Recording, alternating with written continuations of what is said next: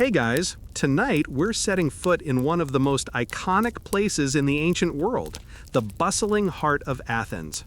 But don't worry, this isn't a dramatic sword-clashing epic. Instead, you're about to drift, step by slow step, through the hum and clatter of an Athenian morning, where the first rays of light spill over marble columns and sleepy vendors stretch their arms. The city is alive, but you're moving through it in that dreamy, half-aware state. Curious, calm, not in a rush. You're about to smell the bread, hear the donkeys, and maybe even get nudged by a cranky old nan with more opinions than teeth. And no, you probably won't survive long if you actually tried living here. Between questionable water supplies and the occasional plague, you'd be toast. But luckily, this is just a nighttime stroll of the imagination. So before you get comfortable, take a moment to like the video and subscribe, but only if you genuinely enjoy what I do here. And if you're listening right now, drop your location and local time in the comments. I always love seeing where and when people are tuning in from. Now, dim the lights, maybe turn on a fan for that soft background hum, and let's ease into tonight's journey together. The morning is still soft and quiet when you step into the world of Athens. The Acropolis looms in the distance, bathed in faint pink light, its columns like solemn guardians watching the city wake up. The air has that crisp edge that lingers right before the sun takes full command of the day. Somewhere nearby, a rooster announces itself like it owns the place, and a donkey replies in a voice that's definitely not ASMR approved. You trudge forward, your sandals scuffing lightly against worn stones, every uneven slab whispering of centuries of footsteps before yours. To your left, a small cluster of women balances clay jars on their heads with the kind of grace you could never pull off. They're headed toward one of the city's many fountains, where water splashes lazily from lion-shaped spouts. Athenians didn't exactly have indoor plumbing for everyone, so fountains were the Instagram feed of daily gossip. Everybody gathered there, fetching water, trading news, and occasionally throwing shade at each other's tunics. Historians still argue whether those public fountains were purely practical or also deliberate community gathering hubs. Either way, you pause long enough to feel the droplets cooling the air before you keep wandering. The faint smell of smoke drifts by. Someone already has a little fire going, maybe roasting chickpeas for breakfast. It's the kind of scent that makes your stomach perk up, even if you swore you weren't hungry. There's also the earthy tang of olive oil clinging faintly to the breeze, that Athenian trademark. You'll smell plenty more of it once you get closer to the market stalls, but for now, it's just a teasing whisper. As you move toward the Agora, the city begins to hum. The Agora, by the way, isn't just the marketplace. It's the beating heart of Athens. Commerce, politics, gossip, and even impromptu philosophy lessons all tangled into one chaotic but strangely balanced organism. Imagine if your local shopping mall also had the town hall, a mini university, and a bunch of food courts mashed together. That's the vibe you're walking into. But for now, the crowds are still forming. You hear the scrape of shutters being pulled open on small shops. A boy shouts something in Greek you only half understand, probably an insult, because kids haven't changed in 2,500 years. A dog trots past you, tail high like it owns the street, then stops to inspect a discarded fig with the seriousness of a professional food critic. You feel the cobblestones under your feet, irregular, sometimes slick from last night's dew. They force you to slow down, which is just as well. You're not rushing anywhere. You let your hand brush against the walls of stone houses as you pass. The plaster is rough in some spots, smoother in others, patched here and there. Ancient Athens wasn't all shining marble temples. It was also cracked paint, mismatched repairs, and the occasional smell of goat reminding you that urban life was never pristine. And speaking of goats, there's one now, tethered outside a doorway, chewing with the loud, smug rhythm of someone who knows it's about to be turned into cheese. A passerby greets its owner with a wave, and you catch a snippet about how the goat gave less milk today. That's the kind of riveting neighborhood drama you get for free in Athens. A few steps farther, you pass by an altar at a street corner. It's simple, a squat stone block darkened with old burn marks, a scattering of ashes at its base. Someone's already left a few sprigs of herbs there this morning. Maybe a quick offering to Hestia for household safety, or Hermes for good luck in trade. You linger for a moment, letting the faint charred smell mix with the morning air. Scholars still debate how deeply woven these everyday offerings were into the average Athenian's life. Were they heartfelt acts of devotion, or just superstitious habits performed without much thought? Either way, you can't deny the quiet charm of the ritual. The Agora is closer now. You can hear it before you see it. A rhythmic beat of hammers on wood echoes faintly.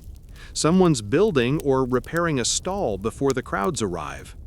Another sound joins in, the bray of donkeys pulling carts loaded with amphorae, their hooves clattering, their drivers urging them along with shouts. It's a little chaotic, a little messy, but it's the soundscape of a city alive. By the time you step into the edge of the Agora proper, the sun has climbed higher, lighting the open square. Marble columns of stoas, those covered walkways that frame the marketplace, catch the light and throw long shadows across the ground. Vendors shuffle into place, laying out baskets of produce, unrolling cloth, setting up scales that creak like they're already tired of bargaining. You spot a young man rubbing sleep from his eyes as he tries to stack loaves of bread without dropping them, and you can almost hear his mother yelling at him to stand up straight, customers are watching. A quirky little detail? Ancient Athenians didn't have stalls assigned forever. They often scrambled for the best spots each morning, like musical chairs but with olives and cheese. That meant every day had its own small drama of who got the sunny corner and who got stuck near the smelly fish.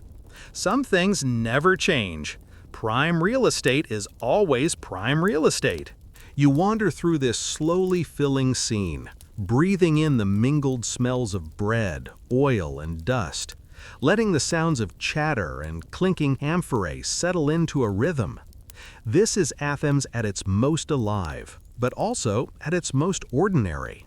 And that's exactly where the charm lies. Not in grand battles or famous speeches, but in the gentle routine of people just trying to sell their goods, get breakfast, and make it through another day in the city. You step out of the first stirrings of the Agora and follow the narrow street that leads deeper into the heart of Athens. The path is uneven, a patchwork of stone and packed earth, polished in places by countless sandals. Every footstep you take feels like you're tracing grooves carved not just into the road, but into time itself.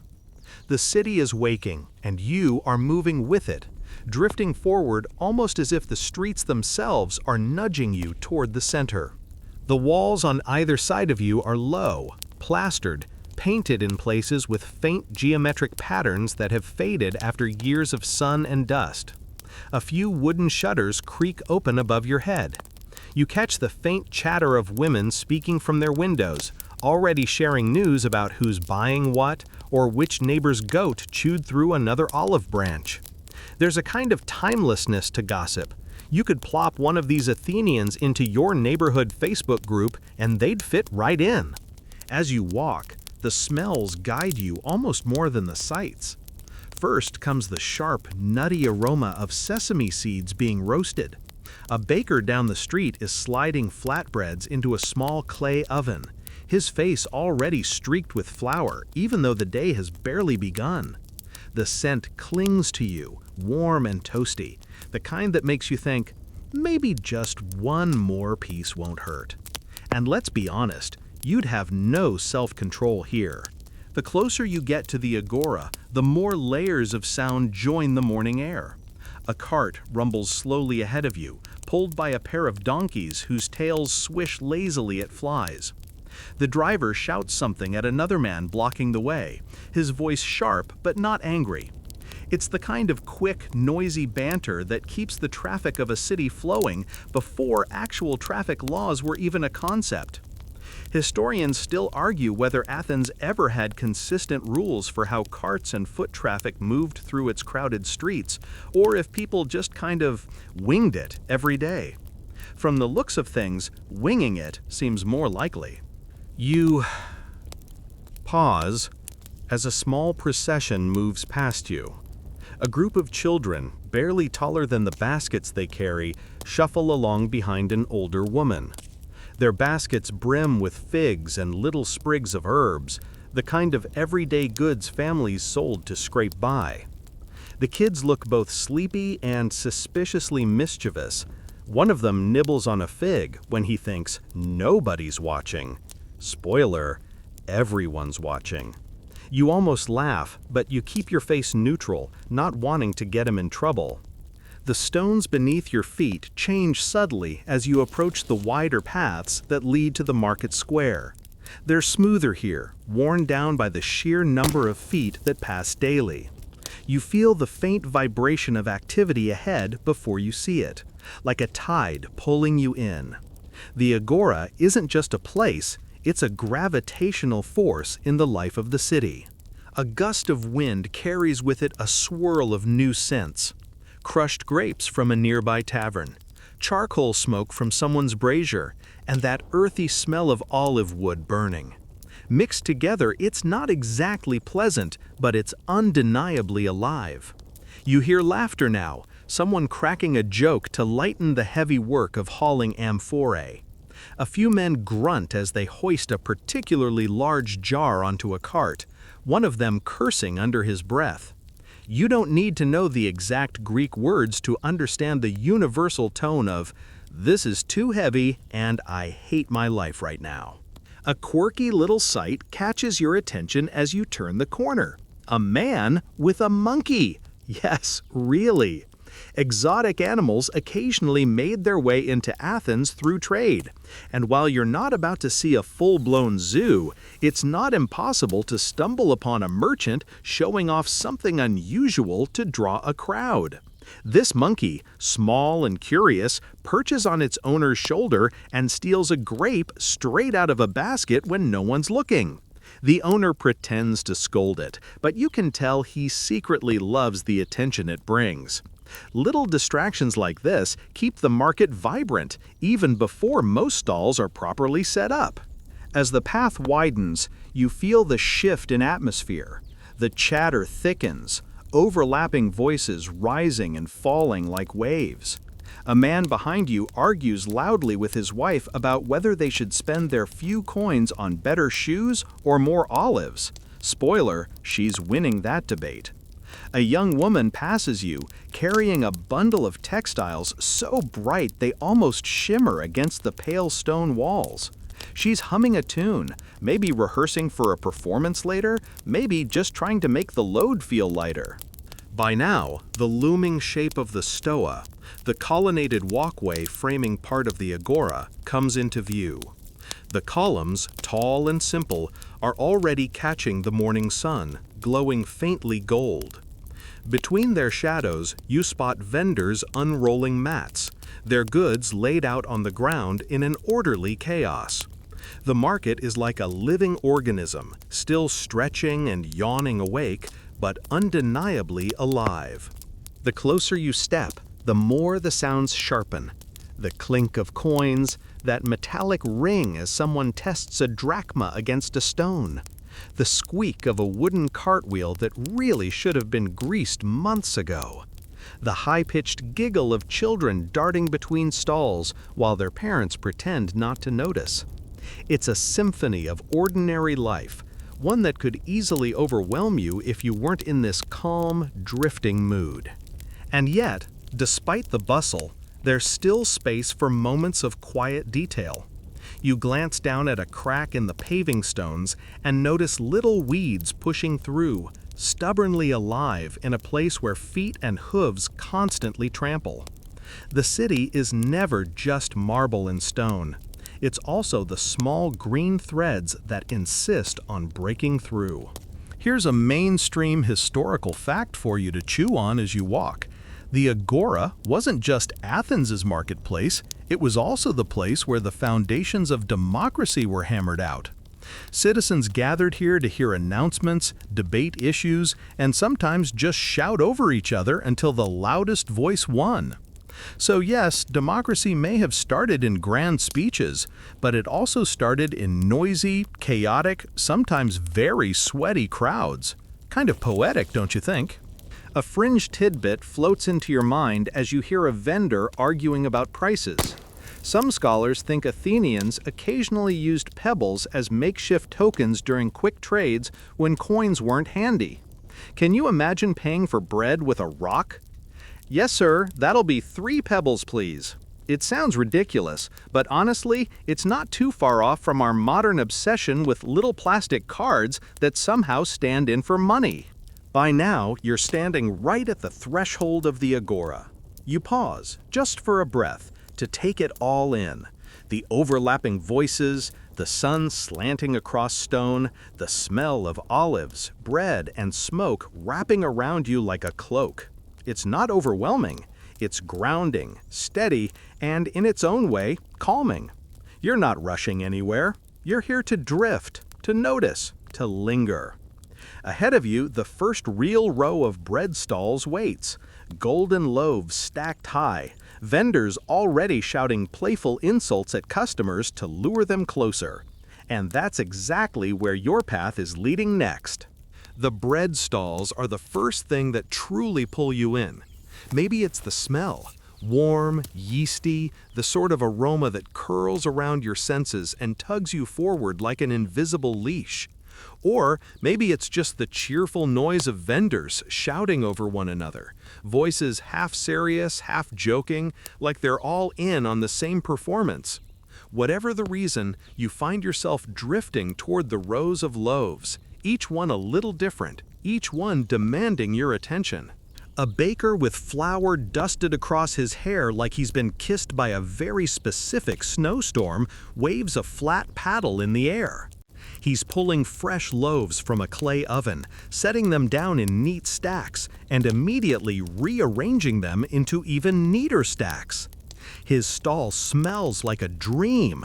Wheat, sesame, and faint smoke all braided together into one irresistible invitation. Your stomach, which has been politely silent until now, growls in betrayal. One vendor notices your interest and calls out in Greek, words tumbling fast and enthusiastic. You don't catch every syllable, but the tone is unmistakable. "Hey you, come over here. I've got the best bread. Don't waste your time on these amateurs." His neighbor immediately responds by mocking him, shouting, "Don't listen to that guy. He puts more stones than flour in his loaves." The crowd chuckles. You realize that here in the marketplace, jokes are as much a currency as coins. You lean closer to a display of small, round rolls sprinkled with sesame seeds. They look simple, but somehow perfect. The vendor winks at you and mutters something about them being blessed by Demeter herself. Sure, buddy. If divine blessing came down in sesame rolls, the gods would have solved famine centuries ago.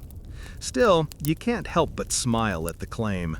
Historians still argue whether most Athenians baked their own bread at home or bought it from stalls like these. Wealthier households probably had slaves or servants to handle baking, but for the average city dweller, it seems the convenience of buying bread, especially the fancier kinds, was too tempting to pass up. Standing here, breathing in this scent, you can definitely see why. You step aside as a young boy rushes forward with a coin clenched in his fist. He slams it on the counter with the gravity of someone negotiating a major diplomatic treaty. The baker chuckles, hands him a roll, and the boy immediately bolts. No thank you, no waiting for change, just pure bread-fueled triumph.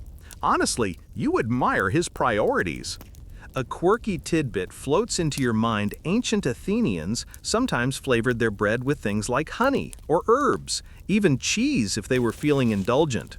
Imagine stumbling upon an early prototype of the cheese roll while wandering the Agora. Somewhere, deep in history, the seeds of the modern grilled cheese sandwich were already sprouting. And yes, that's exactly the kind of fact that makes you feel strangely connected to people who lived 2.5 millennia ago.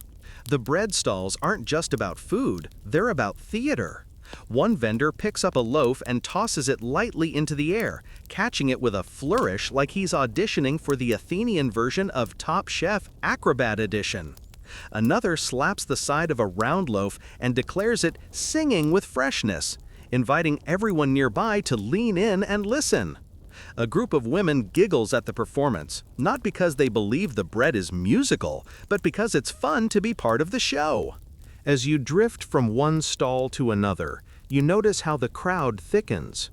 Bread, after all, is the ultimate equalizer. Rich or poor, everyone needs it.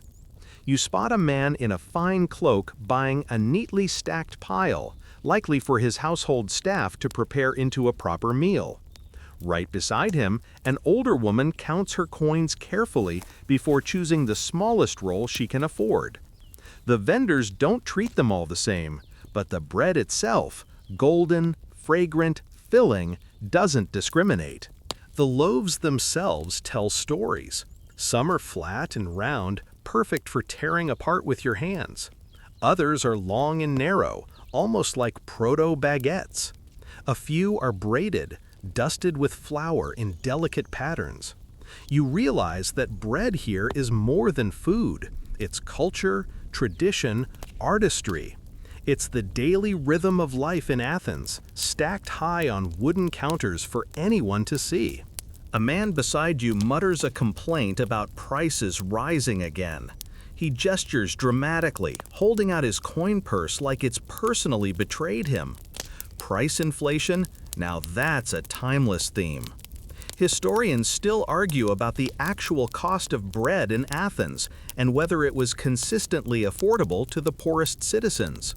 Some records suggest that the city sometimes subsidized grain to avoid unrest, because nothing sparks a riot faster than empty stomachs. Your eye catches a particularly odd sight: a vendor selling bread shaped like animals. Little turtles, fish, even what looks suspiciously like a donkey, all baked from dough and dusted with flour. Children swarm around the stall, begging their parents for one.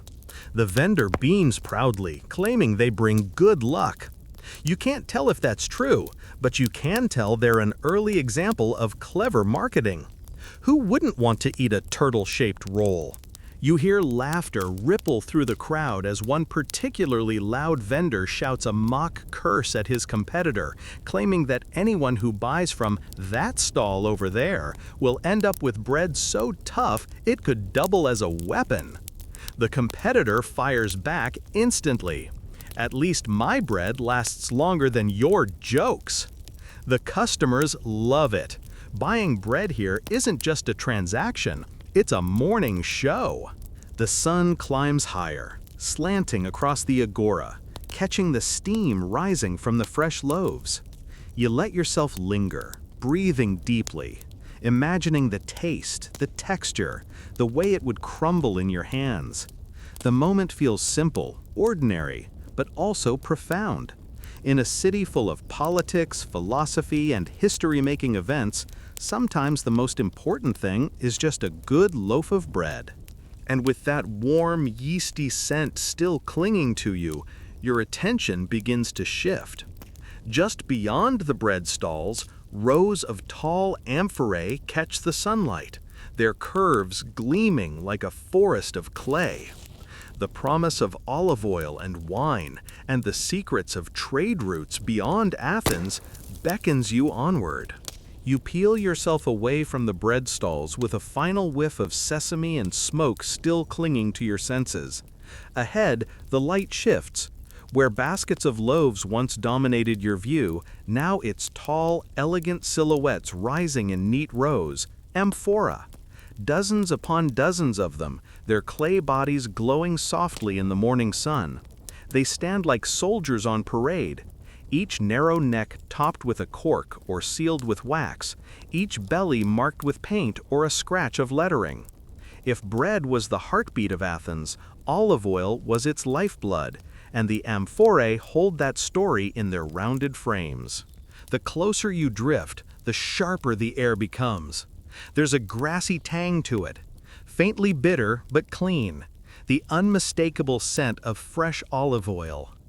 A vendor leans against one of his amphorae as if it's an old friend, arms crossed, calling out to customers with the ease of someone who knows he's selling liquid gold.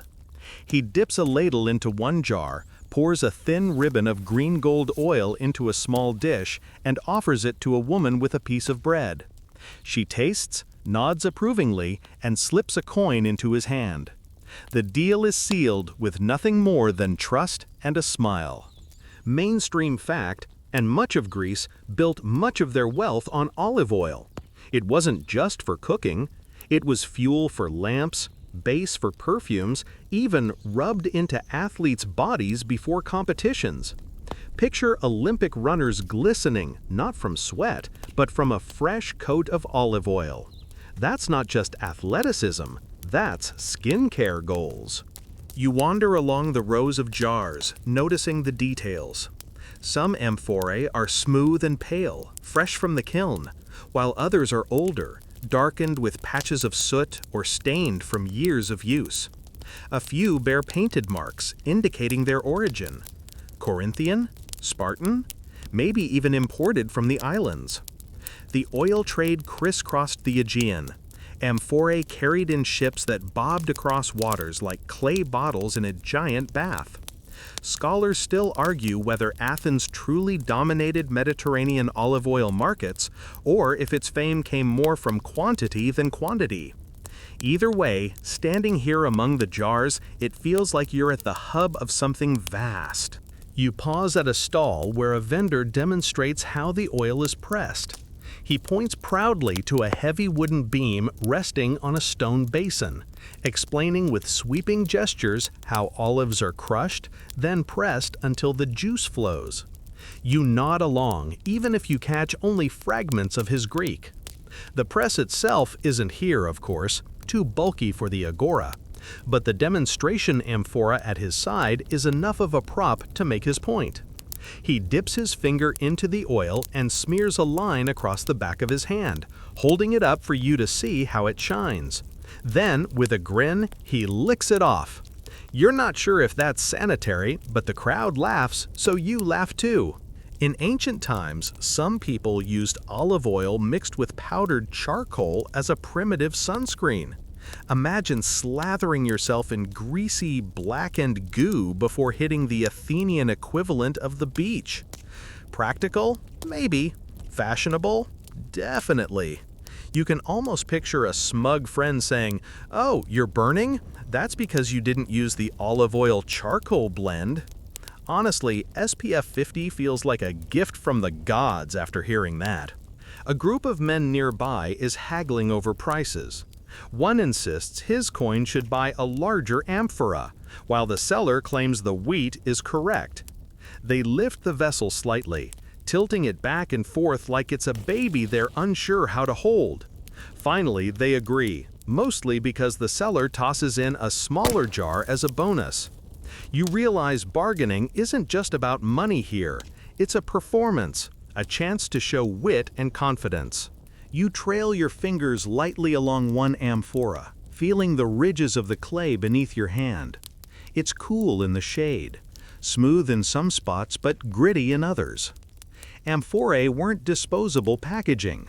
They were essential vessels, carefully made, reused when possible, and sometimes even recycled as building material when they cracked. Archaeologists today find mountains of broken amphorae in ancient dumps, so common that they almost serve as historical breadcrumbs for trade patterns. You imagine future scholars piecing together your shopping cart receipts and sigh. Some things never change. A young boy with olive dark hair scampers by, carrying a small jug of oil carefully against his chest. His mother scolds him to slow down, warning he'll spill the precious contents. But he ignores her, darting like a bird through the crowd. He trips on a stone, wobbles, somehow keeps his balance, and grins with the sheer relief of not becoming the most unpopular child in Athens. You can't help but chuckle softly. Oil was valuable, and spilling it wasn't just messy, it was costly. One stall farther along offers flavored oils. You lean closer, inhaling hints of garlic, thyme, and rosemary infused into the jars. The vendor brags that her recipe keeps bread soft longer, meat juicier, even skin smoother. She pats her own cheek to demonstrate, then points at yours as if daring you to disagree. You give her a nod of approval, because, let's be honest, even in antiquity, you don't argue with someone selling skincare secrets. Here's something you overhear that makes you smile. Two old men debating which oil burns longer in a lamp. One insists Cretan oil has a cleaner flame, while the other swears by Athenian harvests. Their voices rise, hands wave dramatically, and finally one throws his hands up and declares, "Historians will still argue about this long after we're gone." You nearly laugh out loud. He has no idea how right he is. Nearby, a traveling merchant displays amphorae that look slightly different. Their clay is redder, their handles thicker. He claims they came from Egypt, carried across the Mediterranean just for discerning Athenian buyers. Is he telling the truth? Hard to say. But the idea of holding oil pressed from olives grown along the Nile sparks a sense of awe. Trade stretched farther than you might imagine, weaving cultures together in ways both subtle and profound. The sun now glints off the amphorae in warm tones, turning their curves into streaks of gold and orange. You watch as a vendor dips a small cup into a jar, pours oil over a pile of olives, and hands it to a young woman who pops one into her mouth with delight. The whole transaction feels timeless. Flavor, trade, satisfaction. As you linger, you notice how the market shifts in rhythm. The bread stalls behind you still hum with chatter, but here among the amphorae, there's a deeper patience. Oil isn't bought in a hurry, it's measured, discussed, argued over. The jars are heavy, the decision weighty. And in a city that lives by light, food, and ritual, these amphorae feel like anchors holding everything steady. With your senses soaked in oil and clay, you finally glance ahead. Beyond the shimmering amphorae, another smell drifts toward you, unmistakable. The salty tang of fish, carried in on baskets and barrels. The bread was gentle, the oil refined, but now you're about to step into something messier, louder, and far more pungent. The fishmongers are waiting. The first warning isn't the sound, it's the smell. You leave behind the mellow, grassy notes of olive oil and amphora, and suddenly the air slaps you with salt, brine, and something decidedly fishy.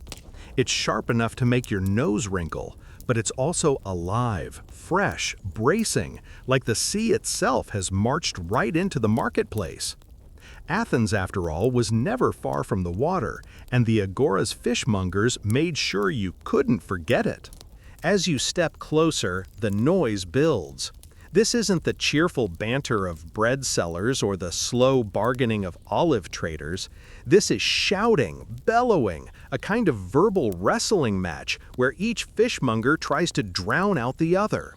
"Fresh catch, straight from Piraeus this morning," one yells, holding up a glistening silver fish for the crowd to see. "Don't believe him," another bellows 2 stalls over.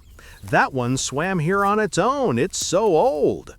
The crowd erupts in laughter. The insults sting, but they're part of the show. You drift between stalls, taking it all in. Tables creak under the weight of the morning's catch. Fish of every size are laid out on woven mats or in shallow wooden trays. Some are small and silvery, their scales catching the sunlight like scattered coins. Others are hefty, their mouths gaping, glassy eyes staring blankly at the chaos around them. A boy sprinkles handfuls of seawater over the displays to keep them looking fresh. It doesn't hide the smell, but it gives the illusion that the fish just leapt from the sea moments ago. Fish was a staple of the Athenian diet.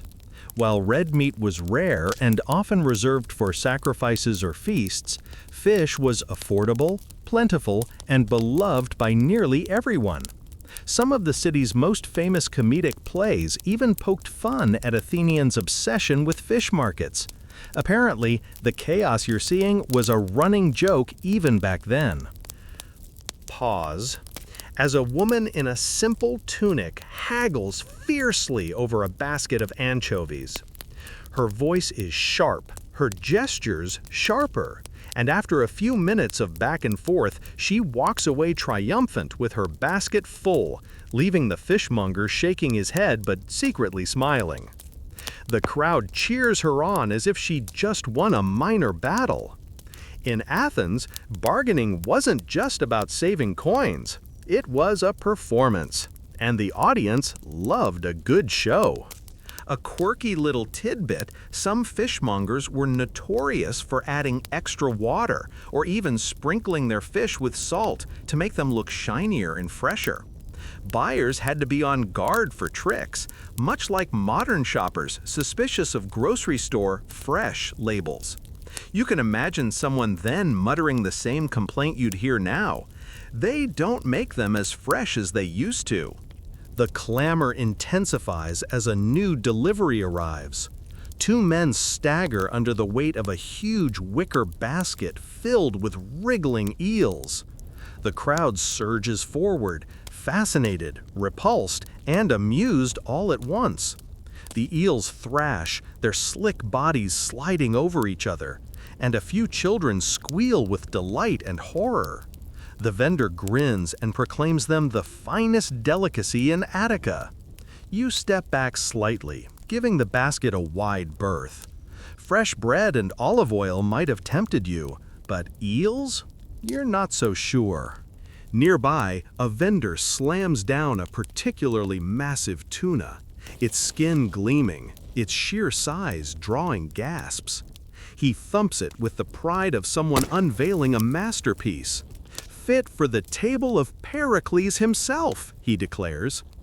Whether that's true or just marketing hyperbole doesn't matter. The crowd eats it up. You can't help but chuckle, picturing one of Athens's great statesmen gnawing happily on a hunk of grilled tuna while debating democracy.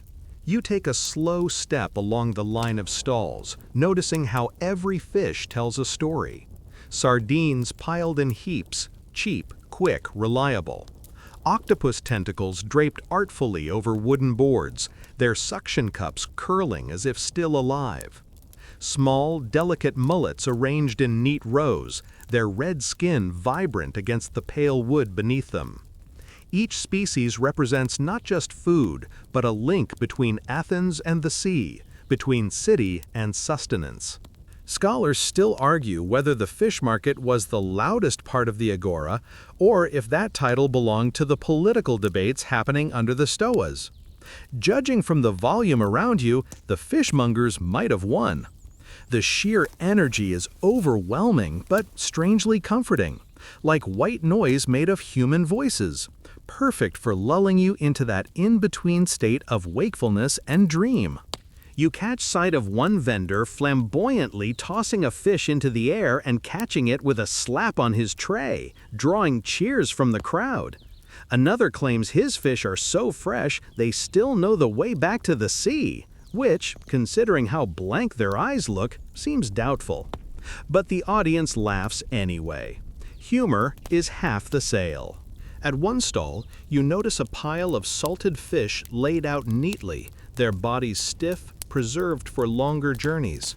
These weren't caught this morning, but they'll last weeks, even months. They remind you that Athens wasn't just about daily bustle. It was connected to trade networks that stretched across seas.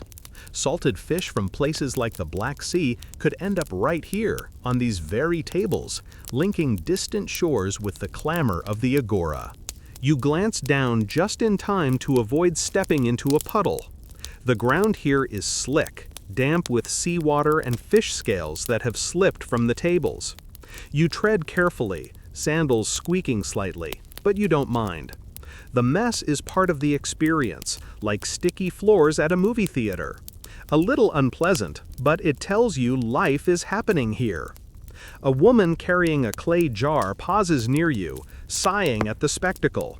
She mutters something about how men will shout louder over fish than they will in the assembly. You smile at the irony. Athens, cradle of democracy, yet apparently democracy has nothing on the price of mackerel. And then, tucked into the chaos, you notice something quieter. A young boy crouches beside his father's stall, carefully arranging fish in neat rows.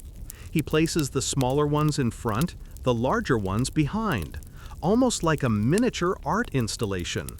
He does it with care, with pride, with a seriousness beyond his years. It's a reminder that behind every loud voice and flashy sail, there's simple, steady work keeping the whole machine running. You linger a little longer, breathing in the salty tang, listening to the overlapping shouts.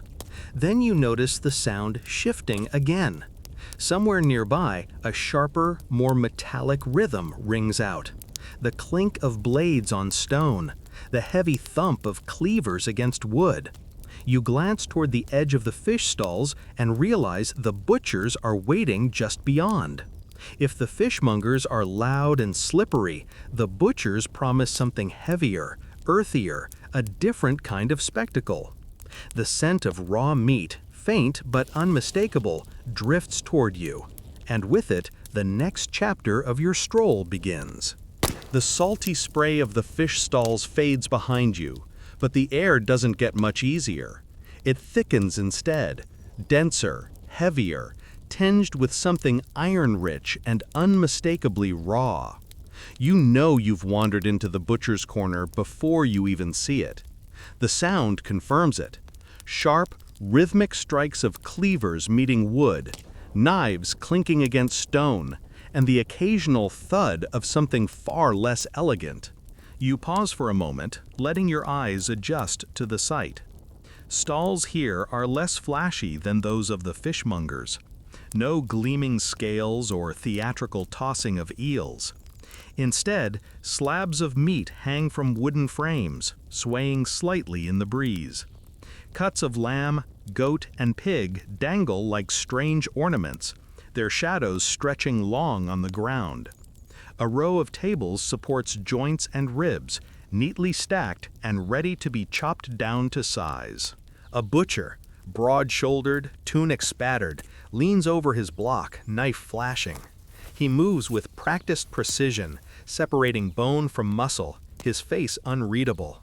Then, without breaking rhythm, he cracks a grin at a customer and throws in a joke about charging extra for his singing voice. The woman buying her meat rolls her eyes, but you can see the corner of her mouth twitch upward. Business here is brisk, but even among cleavers and carcasses, Athenians still find room for humor. Meat was far less common in the Athenian diet than fish or grain. Most ordinary people didn't buy large cuts every day. Meat was often tied to sacrifices and festivals. After an animal was offered to the gods, the edible parts would be divided and sold, meaning the Agora's butchers had both religious and practical roles. The meat hanging before you likely came not just from farms, but from temple altars earlier in the day. You edge closer, and a butcher catches your eye. He waves a knife casually, not threatening, just part of the trade, and lifts a chunk of goat shoulder. Tender as poetry, he boasts, smacking the flesh against his block for emphasis. The man beside you mutters that poetry might chew easier. You stifle a laugh. This corner is rougher, earthier, but no less alive than the bread stalls or fishmongers. A quirky tidbit floats through your thoughts. Ancient Athenians sometimes used animal bladders as makeshift footballs for children to kick around. Looking at a pile of organs discarded near one stall, you can almost imagine a group of kids scooping one up, tying it off and inventing a scrappy little game in the dusty street. A surprisingly light-hearted afterlife for a goat bladder. The soundscape is relentless. Cleavers slam like drums, punctuating the chorus of voices. But unlike the chaotic shouting of the fishmongers, this noise feels methodical. A chop, a scrape, a thud. Repeated, steady, hypnotic. If you weren't careful, you could almost sink into it, the rhythm lulling your mind as much as a lullaby. It's brutal music, yes, but still music. You sidestep a boy carrying a tray piled high with bones, destined perhaps for broth. The smell that follows him is strong, pungent, yet strangely comforting. It reminds you that nothing in this market goes to waste. Bones become stock, fat becomes cooking oil, skins are tanned into leather. Even the mess has purpose. Historians still argue whether most Athenians could afford to buy fresh cuts from the butchers regularly, or whether these stalls mostly catered to the wealthier citizens. Some evidence suggests poorer families relied more on fish, legumes, and bread, with meat as an occasional indulgence. But standing here, surrounded by customers haggling with energy and familiarity, you can sense that meat was woven into the rhythm of daily life, even if only in smaller portions. A group of men nearby debate loudly, not about prices, but about which cut of lamb makes the best stew. Their conversation is passionate, almost philosophical, and you can't help but grin at how quickly Athenians can turn anything into an argument worth staging. Perhaps in another stall over, Plato himself might wander by and transform the whole thing into a metaphor for the soul. Your attention shifts to a small, peculiar display, sizzling over a charcoal brazier.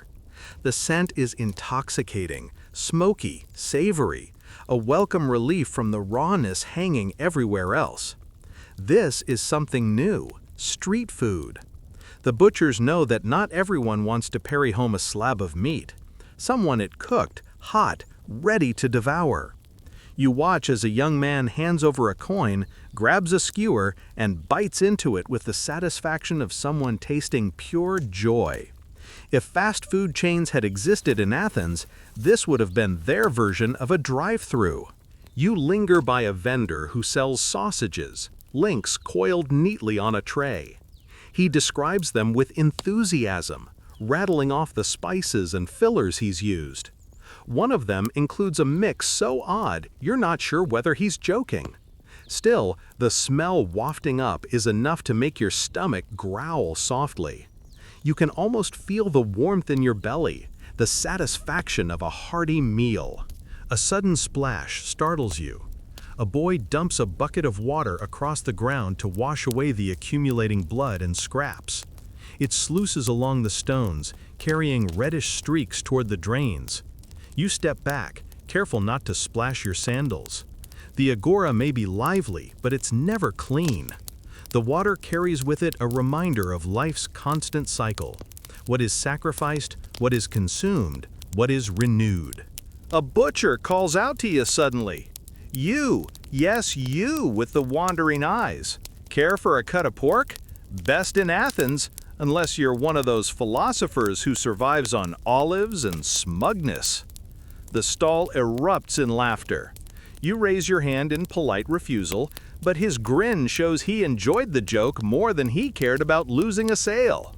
The Agora thrives on performance, and the butchers are no exception. As you drift on, the smell begins to shift again. The iron tang of raw flesh fades into something sweeter, spicier, more inviting.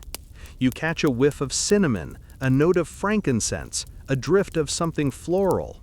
Your feet carry you naturally toward it, eager to leave behind the heavy clamor of cleavers for the softer seductions of spice and perfume. The butcher's corner stays behind, alive with its steady drumbeat of knives and voices. Ahead, another sensory world awaits.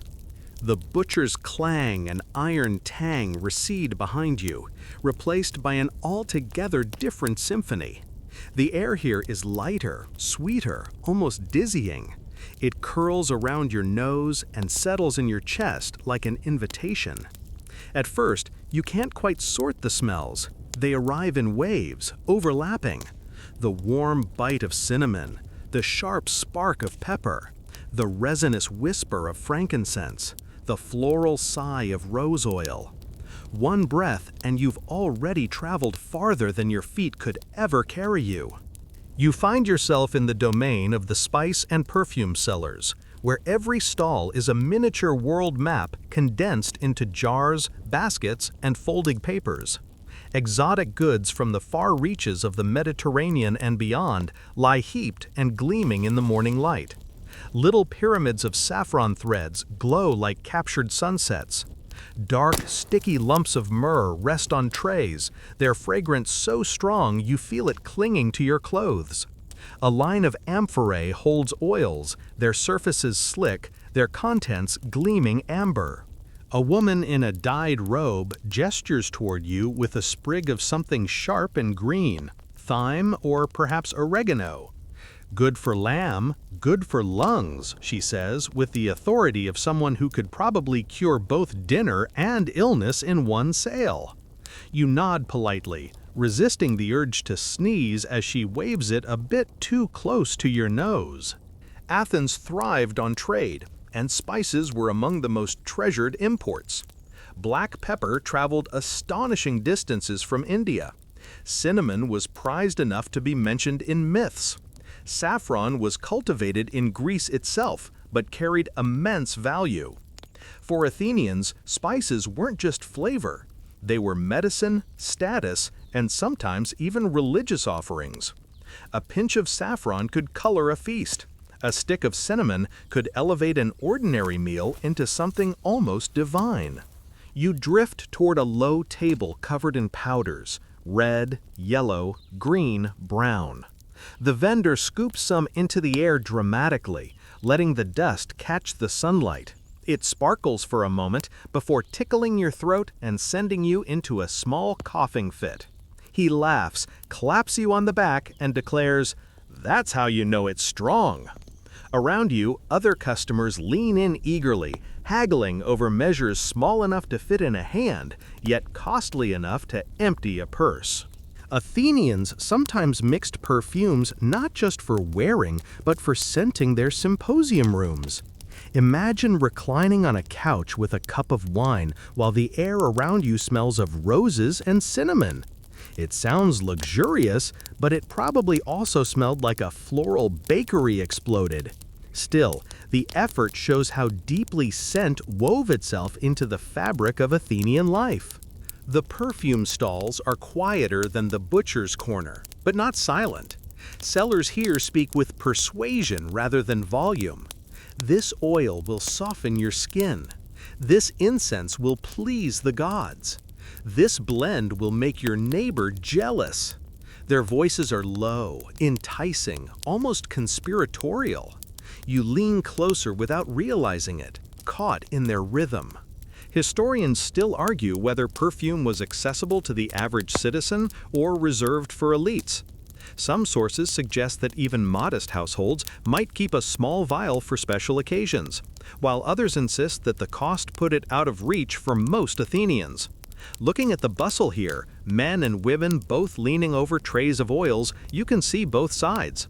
Some sniff delicately before handing over coins. Others simply inhale the air, as if breathing the marketplace were luxury enough. You pass a row of small clay bottles, each sealed with wax. The vendor tilts one toward you, explaining it contains kyphi, a complex blend of ingredients that supposedly soothes both body and soul.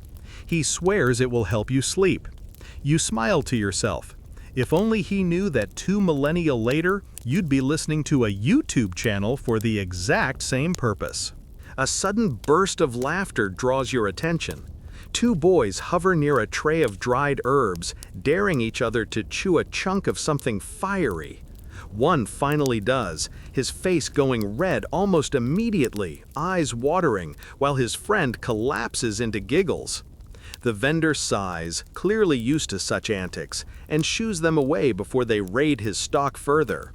You can't help but grin. It seems kids have always treated markets as playgrounds. Nearby, a man grinds spices with a mortar and pestle, the rhythmic crunch carrying above the hum of voices. The scent intensifies as he works, releasing oils that sting your nose pleasantly. He sprinkles the powder onto his tongue, nods in satisfaction, and parcels it into a tiny folded square of papyrus for a waiting customer. Watching him, you realize how much knowledge is tucked into these stalls. Recipes, remedies, secret ratios passed down through hands rather than written down. This is science disguised as trade, and trade disguised as theater. You lean in closer to a basket filled with what looks like little twigs and dried leaves. The vendor informs you it's cassia, a cousin of cinnamon. Cheaper, but nearly the same, he says with a wink. You get the sense Athenians weren't strangers to knockoffs. If you squint, you might even call it the ancient equivalent of buying genuine branded goods from a suspicious street vendor.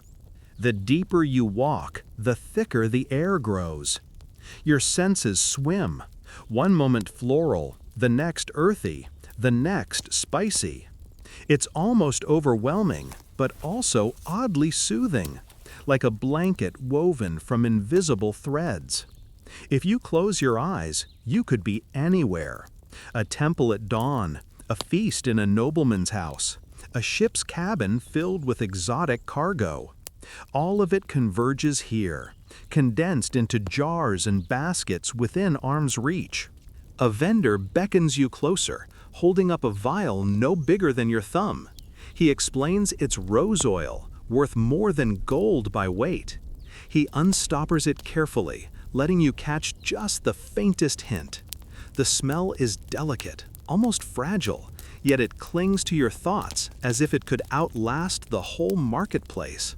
You wonder what it would feel like to wear such a scent daily, luxury pressed into liquid form. You hear someone grumble behind you. An older man shakes his head, muttering that spices are just expensive distractions, unnecessary frills for simple meals. His wife, standing beside him, ignores him entirely and buys a small packet of saffron threads. Her look says it all. Frills or not, some indulgences are worth it. As you move toward the edge of the spice stalls, you feel the perfume begin to thin. The sweetness lingers in your clothes, your hair, even your skin. But another sound calls to you now, rising faintly above the hum of traders. The ring of a potter's wheel, the scrape of clay, the chatter of artisans. The Agora shifts once again, from ephemeral scents to solid earth. You glance back once at the spice sellers, still weaving their invisible webs, before stepping toward the potters who shape something you can actually hold in your hand. The last notes of cinnamon and rose oil cling to you like a memory, but the air around you is shifting again. It grows heavier, drier, tinged with dust and the faint warmth of fired earth. Ahead, you hear the scrape of clay on stone, the hollow thump of vessels being set down, the low murmur of craftsmen calling out their wares.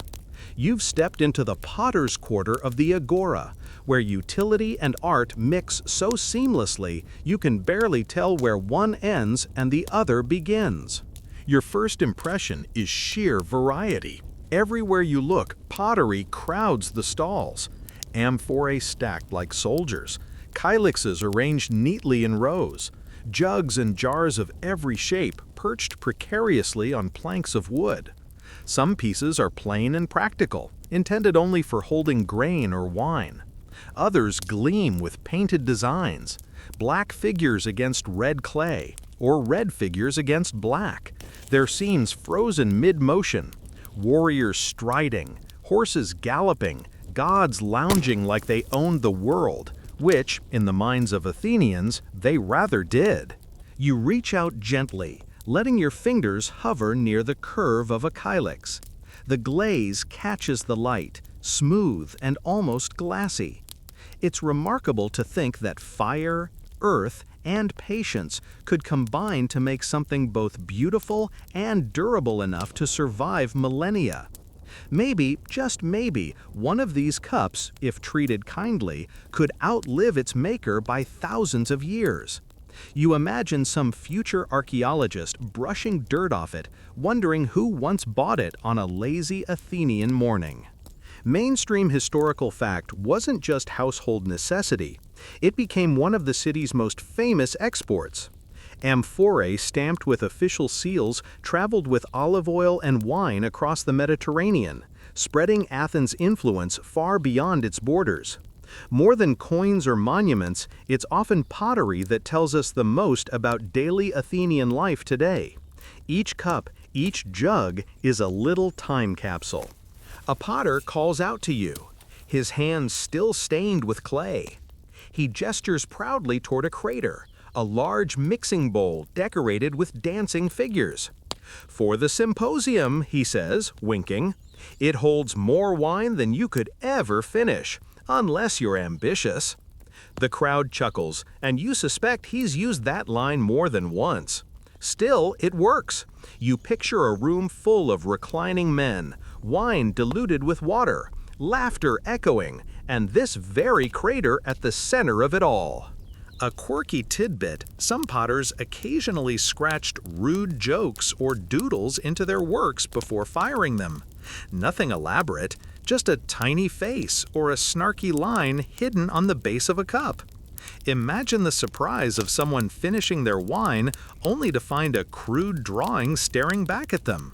It's proof that even artisans who made high art had their playful streaks. You weave deeper into the stalls. Here, artisans sit at low wheels, their feet working pedals, their hands coaxing shapeless clay into something purposeful. One crafts a jug with long, elegant handles. Another smooths the lip of a bowl with practiced care. The smell of wet clay mixes with the chalky tang of dust, earthy and grounding. Compared to the sharpness of the spice stalls, this space feels calm, steady, like the hum of a quiet workshop. Historians still argue whether Athenian pottery was primarily valued for its artistic scenes or its sheer utility. Was it admired more for being beautiful or simply for being a sturdy container for olive oil? The answer probably lies somewhere in between. But watching the artisans, you sense that beauty and practicality weren't opposites here. They were partners, each strengthening the other. At one stall, a young apprentice shows off a cup still drying, its surface chalky and pale.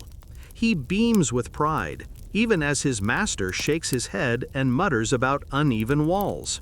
You grin. The boy will get it right eventually. Every master potter once had lopsided cups to their name. Maybe one day his signature will travel with Athenian goods across the sea. Oil lamps, terracotta figurines, tiny vessels no larger than your fist. A woman haggles for a lamp, insisting it's too plain for the price.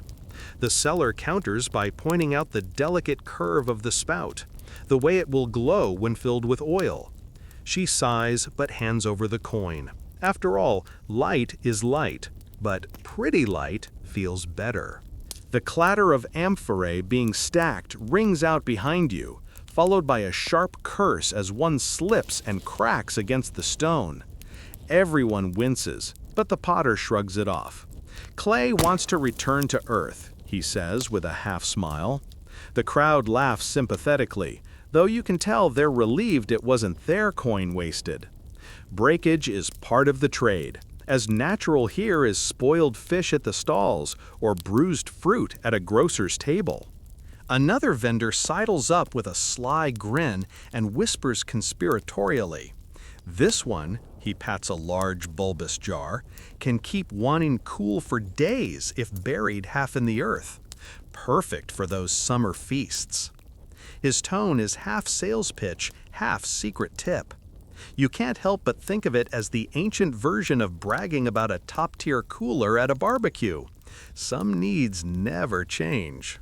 Children dart between the stalls, giggling as they tap clay shards together like makeshift cymbals. One boy wears a broken amphora around his waist like armor, declaring himself a hoplite. His friends laugh and join in the game until a potter chases them off, muttering that they'll break more vessels than they'll ever buy. You smile, reminded of the earlier eel-wrangling children at the fish market. Athens, for all its philosophy and grandeur, is still very much a city of kids being kids. As you wander further, your sandals scuff across powdery dust, the byproduct of clay trimming and fired shards. It clings to your toes, pale as chalk, marking you temporarily as part of this place. For a moment, you imagine yourself leaving behind footprints that someone will study centuries later, wondering if you were a buyer, a potter, or just a curious wanderer. A final stall catches your attention. On its table sits a kylix painted with a scene of Dionysus riding a ship, dolphins leaping alongside. The detail is mesmerizing, the lines so clean, the composition so lively. You lean closer, almost hypnotized by the leaping dolphins, when the vendor remarks, "He keeps sailors safe." You're not sure if he means Dionysus or the cup itself, but you nod solemnly anyway. Some objects, you suspect, carry more than just decoration. They carry stories, beliefs, hopes. The potter's corner hums around you. Artisans shaping clay, buyers haggling, jars clinking, dust rising. It feels timeless, as though this corner could exist in any century, in any city. All it needs is earth, water, fire, and hands willing to shape them. Then, as you turn, another sound rises above the hum. Voices, loud and insistent, not selling, but debating. The cadence is different, measured, rhetorical, heavy with meaning. You follow it, leaving behind clay dust for the shade of the Stoa, where philosophers gather to spar not with cleavers or prices, but with ideas. The earthy dust of the potters clings faintly to your sandals as you step into a cooler space, and immediately the air changes. Shade stretches above you, cast by tall columns of smooth stone, their bases worn from centuries of footsteps. The chatter of trade recedes into the background, replaced by a different kind of noise. Steady voices, overlapping, insistent, like waves breaking against a seawall. Only these waves aren't salt water, they're arguments. You've reached one of the stoas bordering the Agora, those long, columned porticos that serve as meeting grounds for merchants, officials, and thinkers alike. Here, Athens breathes in its own ideas. The air is not heavy with fish or spices, but with words, sharp, clever, persuasive, and occasionally ridiculous. You pause at the edge, watching the scene unfold. A knot of men in simple cloaks are locked in debate, their hands slicing the air as fiercely as any butcher's knife. "Justice is strength," one declares, eyes bright with conviction. His opponent counters smoothly. "Justice is fairness, and fairness is balance." You recognize the rhythm even if you don't catch every nuance. It's the rhythm of persuasion, honed and polished in a city where rhetoric is both art and weapon. Mainstream historical fact, philosophers weren't rarefied figures tucked away in ivory towers. In Athens, they were part of the street life. Socrates himself was famous for prowling the Agora, cornering unsuspecting citizens with relentless questions. Here, philosophy wasn't lecture hall theory. It was living conversation, performed for anyone willing to listen, or unlucky enough to be caught in the crossfire. You drift closer, curious. One man leans against a column, tossing pebbles from hand to hand as he argues that the soul is immortal. Another scoffs, saying the soul is nothing more than breath, gone when you exhale for the last time. A small audience has gathered, traders resting from their stalls, apprentices on errands, a woman balancing a basket of figs on her hip. They listen, smirk, nod, shake their heads. Philosophy in Athens isn't confined to students, it's community theater.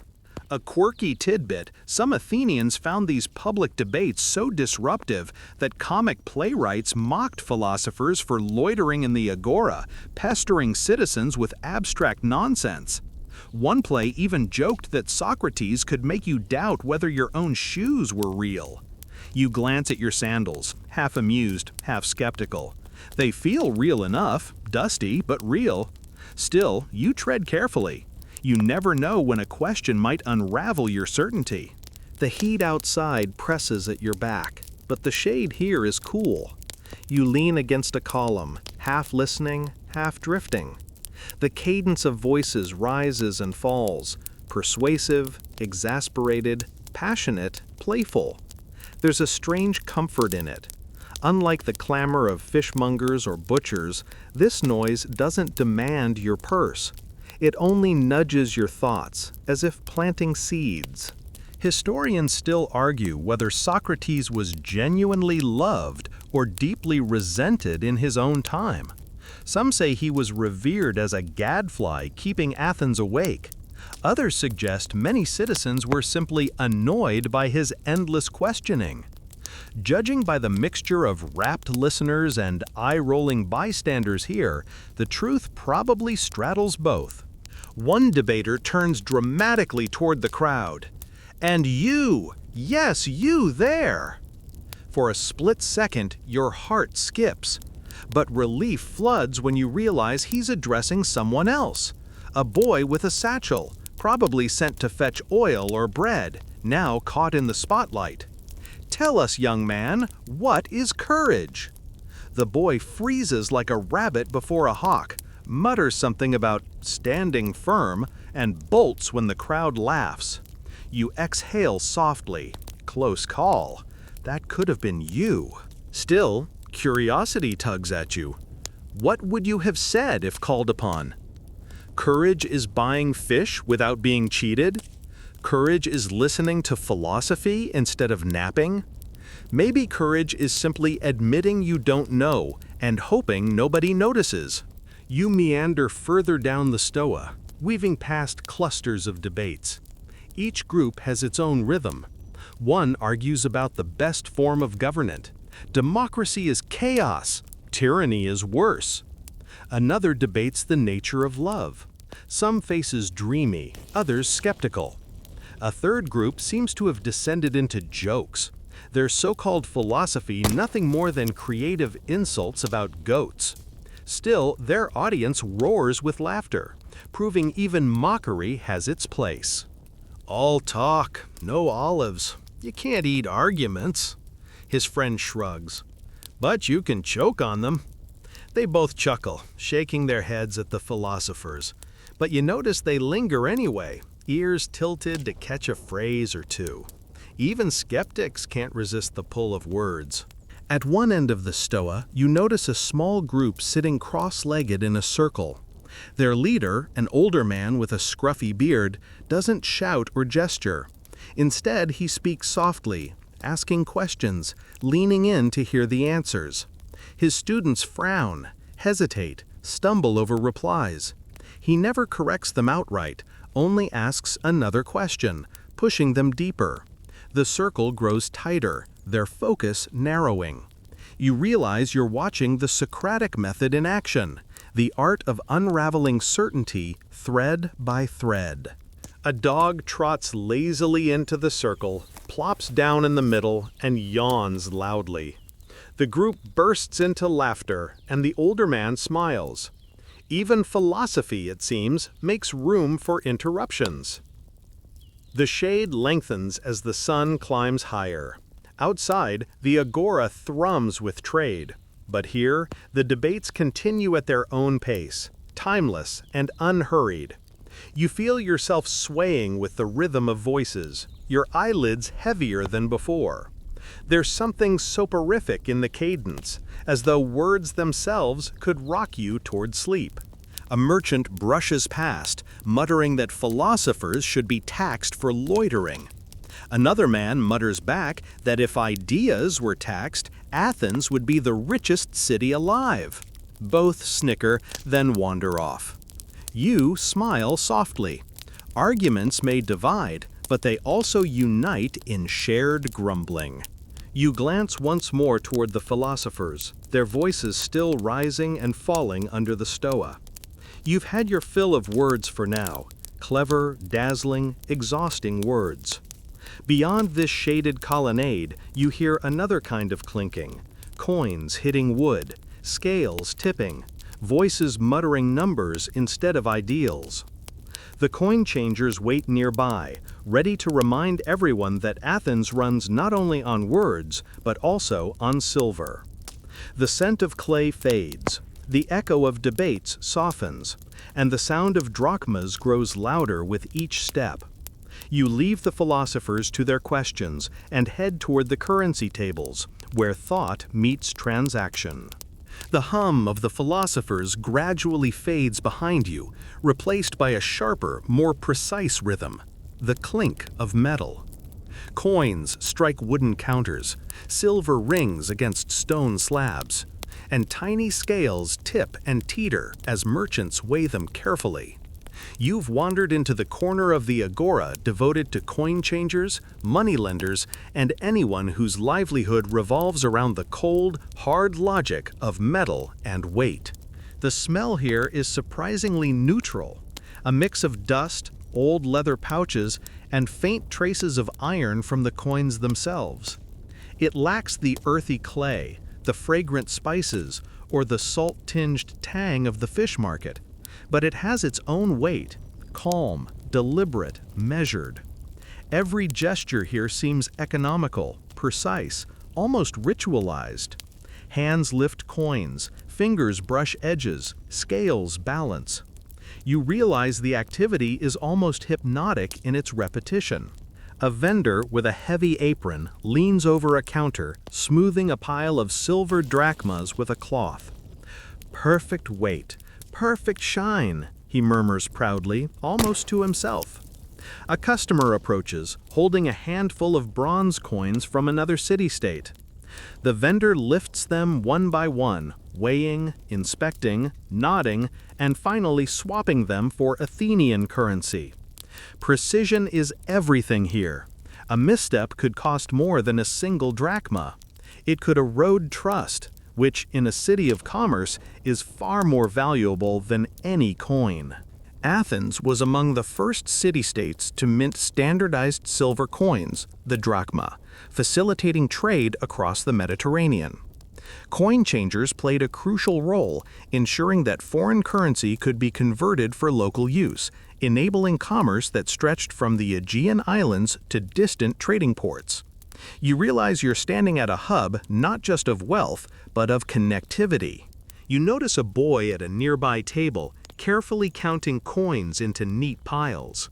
His hands are steady, his tongue poking out slightly in concentration. The vendor beside him smirks. "Keep 'em straight, lad, or we'll never know if the gods themselves owe us a debt." The boy nods, unfazed, and continues sorting. You can't help but admire the focus.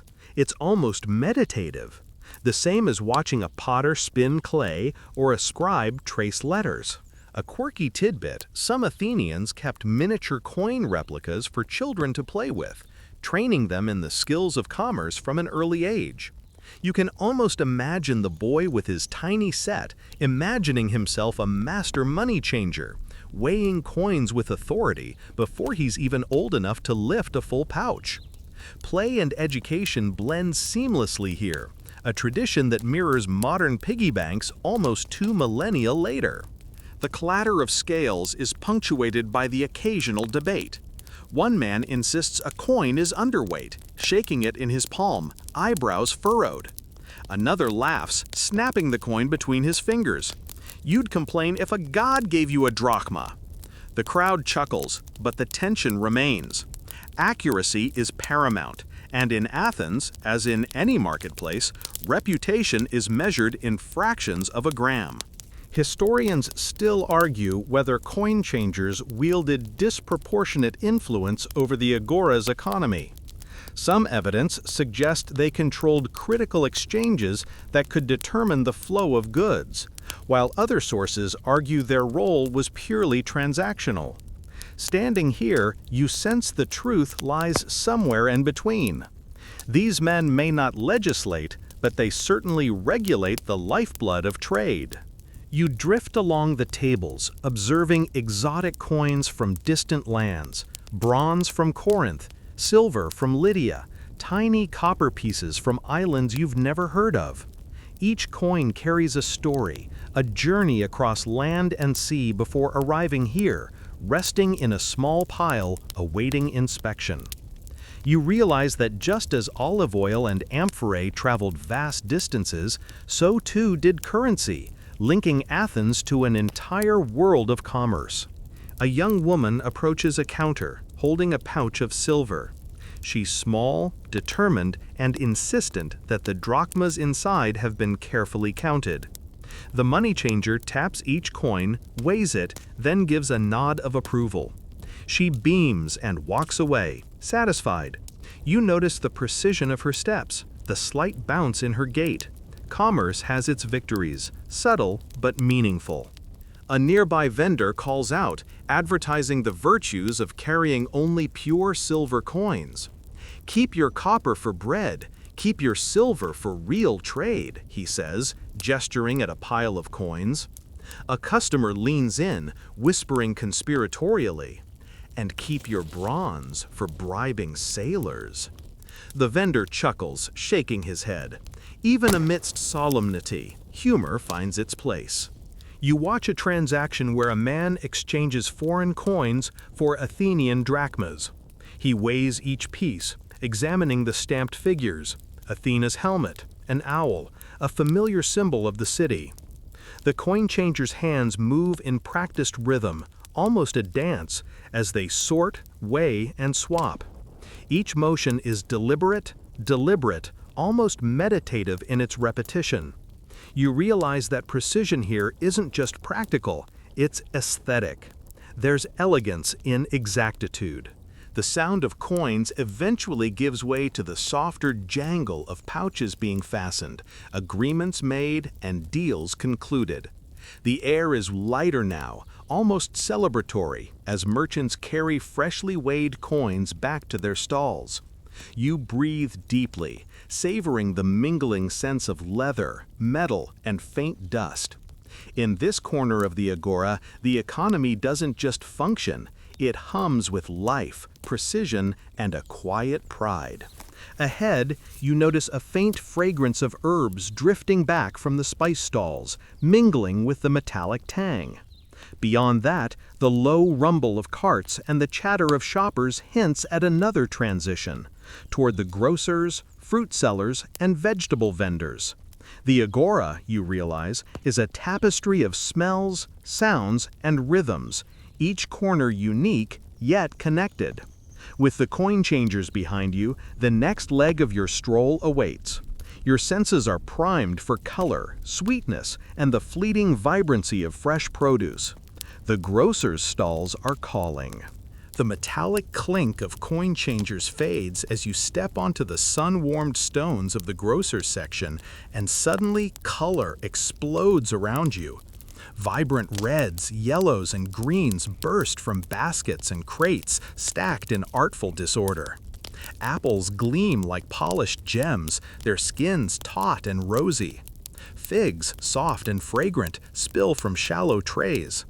Bunches of grapes hang heavy, their translucent flesh glowing in the morning light.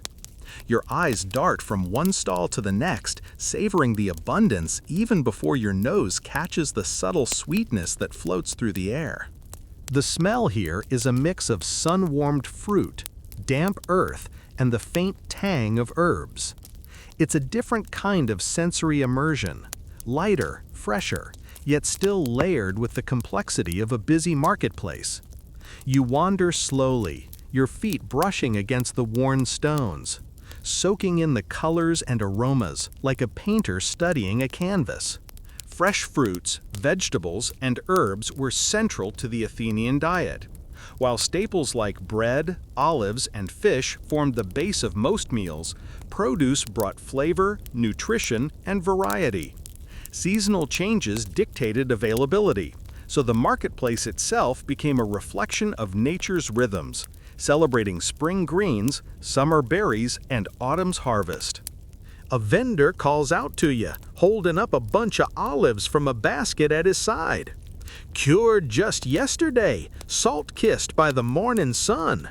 Perfect for your table or as a snack for your goat. He laughs at his own joke, but the crowd around him smiles knowingly. Haggling is subtle here compared to the fish or butcher stalls. Prices matter, of course, but the performance is quieter, more nuanced, relying on charm and knowledge rather than sheer volume. You notice a woman kneeling by a crate of onions, testing the bulbs for firmness. She murmurs something about how the earth treated them this year, and her assistant nods, hefting a basket for her. There's pride in these movements, a careful attention that speaks to experience. Selling food here isn't just trade, it's a craft. A quirky tidbit, Athenians sometimes used certain fruits and herbs for medicinal purposes, not just for flavor. Lemon balm might be steeped in water to calm nerves. Figs were considered a digestive aid. You sniff at a cluster of dried herbs, wondering whether you're inhaling seasoning, medicine, or a little bit of both. The line between nourishment and remedy is delightfully blurry. You drift toward a stall displaying long, bright peppers. Their glossy skins seem almost theatrical in the sun. A boy tugs at one, squinting up at his mother. She raises an eyebrow and whispers something about spicing up your life as she plucks one from the basket. The boy grins, imagining the heat of its flavor before it even touches his tongue. Even a child can sense the drama contained in produce. Historians still argue whether the average Athenian household had consistent access to fresh vegetables year-round, or whether they relied heavily on preserved foods for long periods. The bustling crowd here, eagerly selecting from baskets of vibrant produce, suggests that at least during market days, fresh food was abundant enough to be a regular part of life. You pause to admire a display of herbs, parsley, dill, mint, and coriander, each bundled neatly with twine. A vendor slices some for a passing customer, the knife making a crisp, satisfying sound as the leaves scatter across the wooden counter. The scent is fresh, almost intoxicating, and for a moment you feel as though you're walking through a garden rather than a marketplace. Nearby, a group of children chase one another around crates, one carrying a small fig. Laughter rings out, mingling with the vendors' soft calls and the hum of commerce. Some adults glance their way, shaking heads, but the children are allowed these small freedoms. Life in Athens, for all its rigor and politics, still makes room for play. A young man approaches a stall, asking for a combination of fruits and herbs, carefully specifying weights and types. The vendor obliges, measuring with practiced hands. Precision here is less about currency than about trust. Each customer expects honesty, quality, and consistency. It's a delicate balance, much like the careful stacking of amphora you saw in the potter's corner. You step closer to a pile of figs, the soft, wrinkled surfaces practically glowing in the sun. You pick one up, imagining the gentle sweetness that will burst inside when bitten. Nearby, a basket of cucumbers glistens with dew, offering crisp relief from the summer heat. Each item tells a story: soil, water, sun, human care, and together they compose the everyday poetry of sustenance.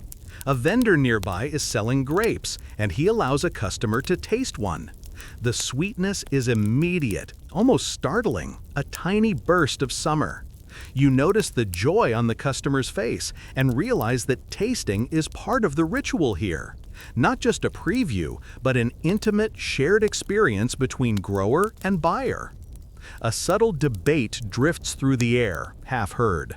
Two men argue about the best way to preserve olives: brine, oil, or a mix of both. Their voices carry the cadence of true engagement, the kind of spirited discussion you've noticed in every corner of the Agora, whether over philosophy, meat, or coins. Every topic, it seems, is worthy of debate in Athens. A breeze stirs the stall cloths, carrying with it a hint of sweet figs, fresh herbs, and the faint tang of nearby fish. Oddly grounding, linking one corner of the marketplace to the next. You inhale slowly, letting the smells fill your senses, aware that each step brings a new layer of life into this walk. You glance toward the next stretch of the Agora, where the aroma shifts again, this time toward fragrant flowers and delicate dyes. The produce fades behind you, leaving only the lingering sweetness, while ahead, another sensory world prepares to unfold. The sun warms your shoulders as you leave the grocer's vibrant displays behind, and suddenly the air changes once again. It is lighter, perfumed, almost ethereal. You inhale deeply, and the scent is a complex symphony. Honeyed floral notes, the sharp green of freshly cut leaves, a faint earthiness that grounds the sweetness. You've entered the corner of the Agora devoted to flowers and dye, a realm where color and fragrance reign supreme. Bouquets of violets, lilies, and roses spill from baskets like liquid sunlight. Petals catch the morning rays, translucent and delicate, while leaves rustle faintly in the gentle breeze that drifts down the colonnade. Vendors crouch or kneel beside their offerings, arranging blooms with care, adjusting each sprig as though performing a private ritual. Even here, in the midst of commerce, there is reverence for beauty. Mainstream historical fact, flowers were used for more than decoration in ancient Athens. They adorned altars, were offered to gods and heroes, and played a role in weddings, festivals, and daily rituals. Dye, likewise, was highly valued, particularly purple from the murex snail, reserved for the wealthy and for ceremonial garments. This corner of the Agora reflects both aesthetic and social significance. Color and fragrance marked status, devotion, and taste. You pause near a vendor selling marigolds and saffron blooms. He lifts a handful, letting the petals tumble back into the basket. "For the table, for the temple, for the hair of a loved one," he says softly, his voice almost blending with the rustle of leaves. He smiles faintly, eyes crinkling, as though he has repeated this line countless times, yet still finds it charming. You can see why. Flowers hold timeless appeal. Athenians sometimes used flowers to make crowns for their pets, particularly small dogs or birds, during festivals. Imagine tiny, flower-laden creatures prancing alongside humans in celebration. It's whimsical, a gentle reminder that even in a serious city, moments of play and beauty mattered. Your gaze drifts toward a long table where dyed fabrics are laid out in neat, overlapping rows. Brilliant reds, deep indigos, earthy browns, and vibrant yellows glimmer in the sun. Each cloth is folded to reveal the precision of its hue and pattern. The dyes are labor-intensive, drawn from plants, mollusks, or minerals. They carry the labor and knowledge of artisans who have refined their craft for generations. Historians still argue whether most Athenians could afford colored garments or whether simple tunics dominated everyday wear. Some sources suggest vibrant fabrics were common enough among the middle classes, especially during festivals or public ceremonies. Walking past these stalls, you can almost imagine a market visitor selecting a strip of indigo or saffron yellow, dreaming of the color it will add to their home or clothing. A young woman bends over a tray of violet petals, sniffing and carefully picking the largest ones. Beside her, a boy carries a small bundle of crimson cloth, eager to show it to his mother. The scene is delicate, almost painterly, a contrast to the louder, more chaotic corners of the Agora. Here, attention to detail matters. One misplaced petal, one uneven fold can break the harmony of the display. You notice the vendors occasionally dab at their fingers with damp cloths, testing the fabrics, watching how light shifts across the surfaces. One man dips a strip of wool in a shallow pan of indigo, turning it carefully, checking the richness of color as it darkens. The process is meditative, rhythmic, even hypnotic. It is labor and art in equal measure. The air is filled with murmurs, not shouting or haggling, but gentle bargaining. A customer whispers a price, the vendor counters. They nod in quiet agreement. It's as if the softness of petals and the delicacy of fabric dictate a gentler form of negotiation. Here, volume would be gauche, subtlety is persuasive. You step closer to a small display of dried lavender, its aroma sharp, calming, a hint of the countryside transplanted into the city. A vendor crushes a few sprigs between his fingers, releasing a cloud of scent that swirls around you. It is a soothing contrast to the vibrant visual spectacle of flowers and fabrics, a gentle nudge to breathe and slow down.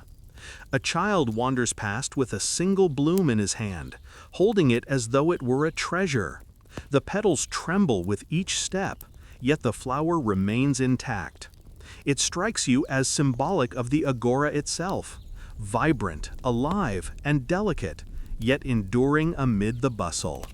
Nearby, a man demonstrates a technique for creating patterns in dyed wool, twisting, tying, and plunging the fibers in vats of liquid color.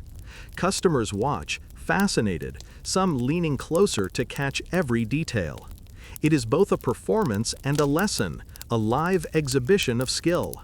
You marvel at the thought that this same process will transform raw fibers into garments and tapestries, moving from mundane to beautiful through knowledge and care. A subtle debate drifts by, almost like perfume itself, intangible yet present. Two women argue softly about which flowers are best for festival garlands. One insists lilies are the only proper choice, while the other swears by violets for luck and longevity. You can hear the same mixture of practicality and whimsy you've noticed throughout the Agora. Even the smallest decision carries layers of meaning and tradition. The sun climbs higher, casting gentle shadows through the stoa columns. You take a moment to inhale the mingling scents: roses, lavender, marigolds, and the earthy tang of recently dug dye roots. The air feels alive, layered, a sensory map of the labor, skill, and care poured into the creation of beauty. Beyond this fragrant corner, the Agora hums with other activity. The rhythmic pounding of leather in the shoemaker's section, the faint metallic ring of blacksmith's hammers. Your steps take you slowly forward, leaving behind the perfumes and dyes, carrying with you only their lingering whispers, as the marketplace continues to unfold, endlessly rich and alive. Leaving behind the fragrant allure of flowers and dyed fabrics, the air grows warmer and drier as you step into the shoemakers' and leatherworkers' corner of the Agora. The scent is earthy, sharp, and unmistakable: tanned hides, oiled leather, and the faint tang of pitch. Your ears catch the soft tap of hammers on soles, the scrape of knives across thick hides, and the occasional squeak of stretched leather as it bends under skilled hands. This corner is tactile, alive with the rhythm of craftsmanship, and it calls to the part of you that marvels at human ingenuity. Stalls are busy but organized. Rows of finished sandals hang from hooks, their straps neatly crossed, soles polished smooth. Leather pouches, belts, and small bags sit stacked on tables, each piece carefully shaped and stitched. In the sunlight, the leather gleams with a warm, honeyed glow. It's practical, yes, but also pleasing to the eye, a marriage of function and artistry. Leatherwork was essential in Athens, where sandals were worn by nearly everyone and leather pouches carried coins, oil, and personal items. Skilled shoemakers and leatherworkers were highly valued. Their craft supported both daily life and ceremonial occasions, from weddings to religious festivals. A single pair of sandals could last years if properly maintained, making these artisans indispensable. You watch a craftsman bending over a stretched hide, knife in hand. He cuts with precision, removing imperfections, shaping the leather to fit a sole that will soon bear someone's weight through sun, rain, and dust. His movements are deliberate, almost hypnotic in their repetition. A young apprentice watches closely, mimicking the gestures with a smaller, softer hide. There's pride in the teaching, patience in the repetition, skills passed down from master to student like a quiet, enduring conversation. A quirky tidbit, some Athenians treated their leather shoes as status symbols.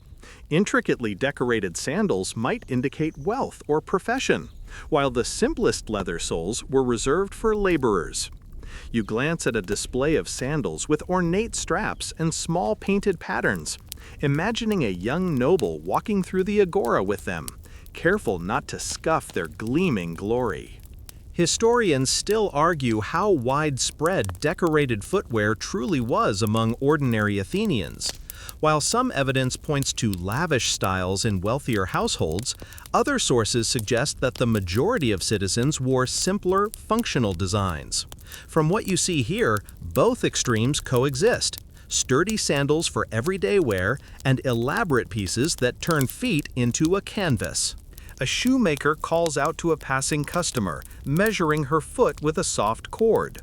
"You walk like a philosopher, not a soldier," he teases, wrapping the leather carefully around her sole. She laughs, adjusting her cloak to hide a blush. Humor, as in every corner of the Agora, is part of the transaction, an invisible seasoning that makes work lighter, interactions smoother. Nearby, a young boy is learning to punch holes in a belt using a heavy awl. His small hands shake slightly, but he presses on, each puncture precise and careful. The master shoemaker watches closely, nodding occasionally, letting the boy struggle a little before intervening. Watching him, you're reminded of the same dedication you saw in the potter's corner and the coin changers. Craft is patience incarnate, a slow rhythm of repetition, learning, and refinement. Leatherworkers here don't limit themselves to shoes.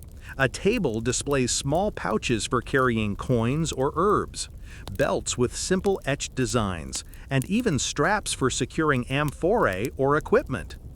One artisan demonstrates the waterproofing of leather using beeswax, running his hands over the treated hide to show how it resists moisture. Customers lean in, attentive, learning from demonstration as much as buying. Craft and commerce intertwine seamlessly.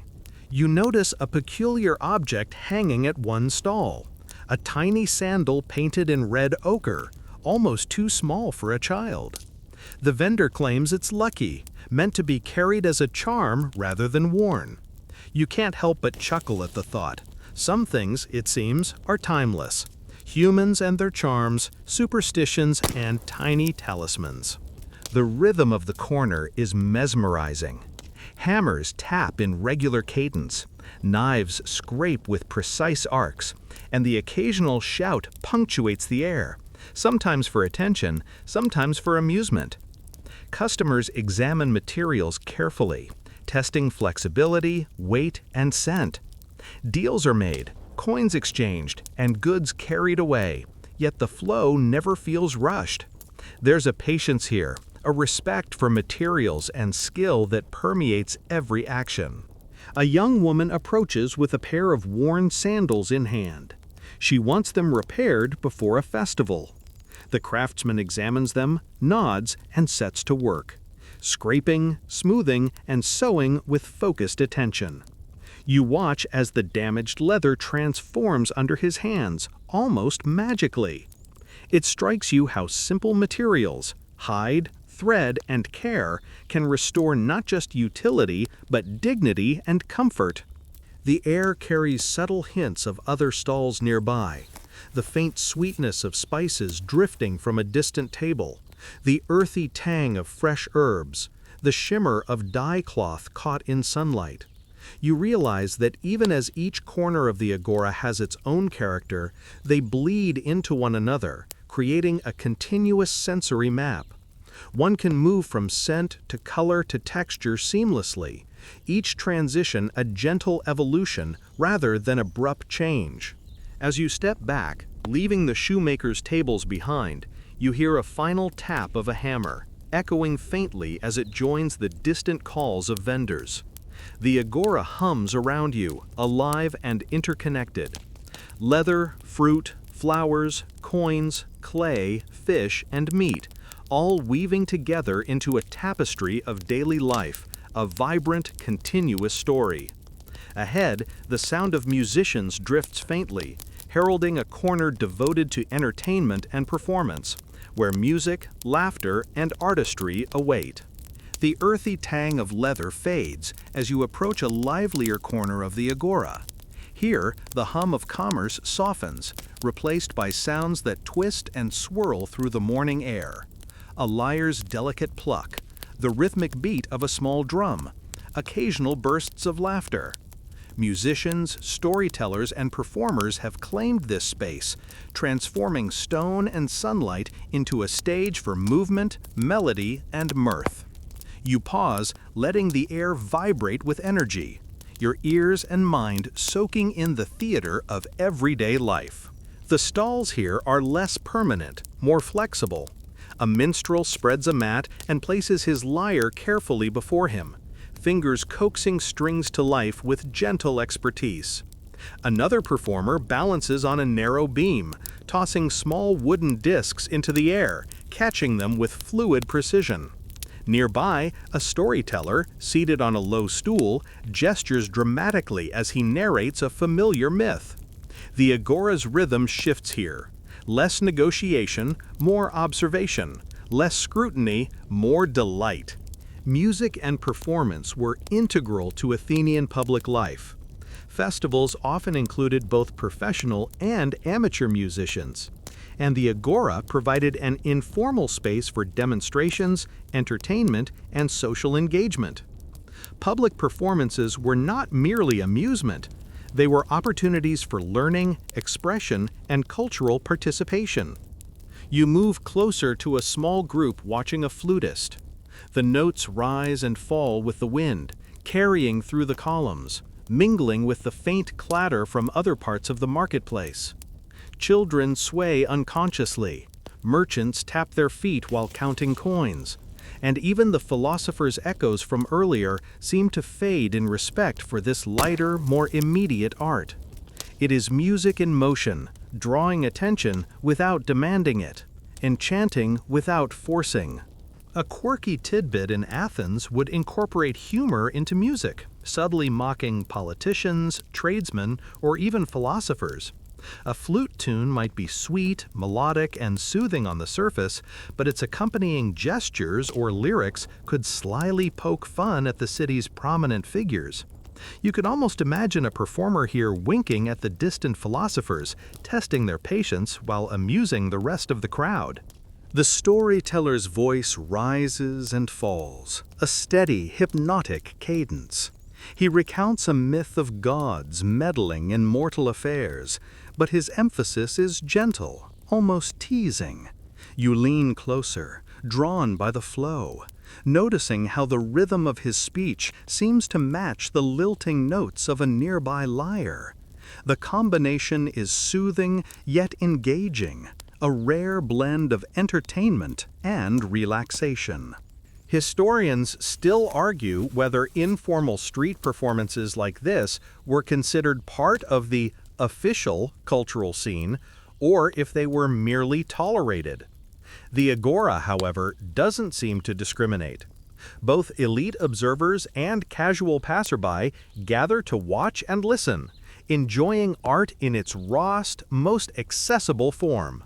You pause at a table where a small troupe of dancers is demonstrating steps for a festival celebration. Barefoot, they move lightly over the stone, their motions precise yet fluid. Each step raises tiny clouds of dust that sparkle in the sun.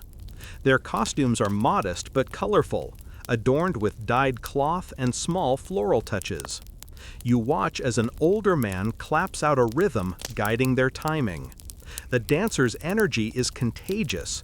Your own feet almost tap along unconsciously. Nearby, a child with a tiny drum is learning from a master. Each beat is imperfect at first, producing more sputters than rhythm. But patience and repetition slowly coax a steady pulse. The audience watches with encouragement rather than judgment, and you can't help but smile at the shared investment in learning and growth. Performances here are as much about practice and instruction as they are about display. The combination of sound, movement, and light creates an immersive sensory experience.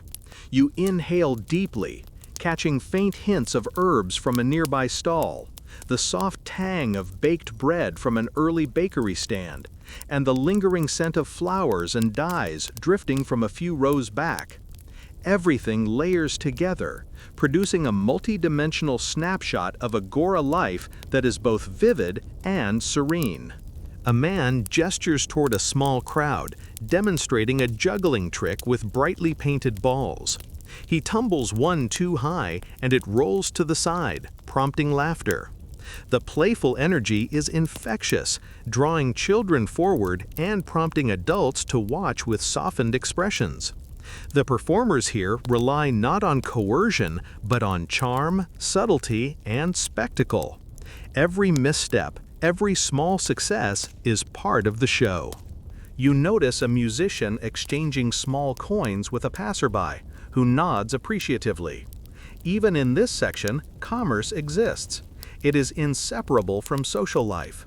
Performers and audiences negotiate attention, appreciation, and payment, blending artistry with practical exchange seamlessly. Music, movement, and storytelling become another currency in the Agora, one that enriches the spirit rather than emptying a purse. As the sun climbs, the music and laughter mix with the distant hum of traders and vendors. The Agora, you realize, is a living organism, each corner contributing its own rhythm, its own textures, its own scents.